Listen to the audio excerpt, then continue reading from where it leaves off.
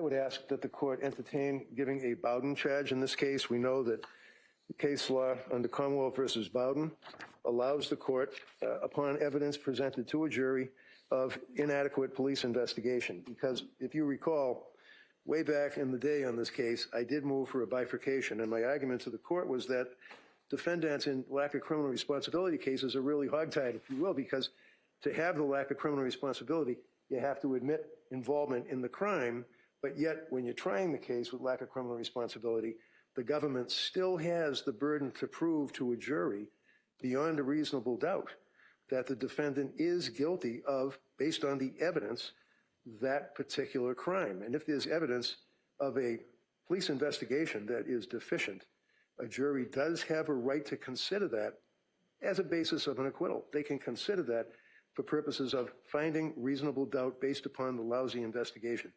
In this case, it wasn't just a lousy investigation. It wasn't even an atrocious investigation. It was no investigation. In this case, Judge, the police, I think we all would agree, even the government, they basically accepted the fact that she strangled the kids are in the basement, she's guilty, and we move on. They didn't investigate anything. They didn't test the screen. They didn't even take a picture of the screen. They didn't see if there's any blood on the screen. There's no crushers for the alleged crushing of the medications. There's no indication that there's powder that she was crushing the medication to ingest the medication. There's all sorts of questions regarding the blood spatter, the blood.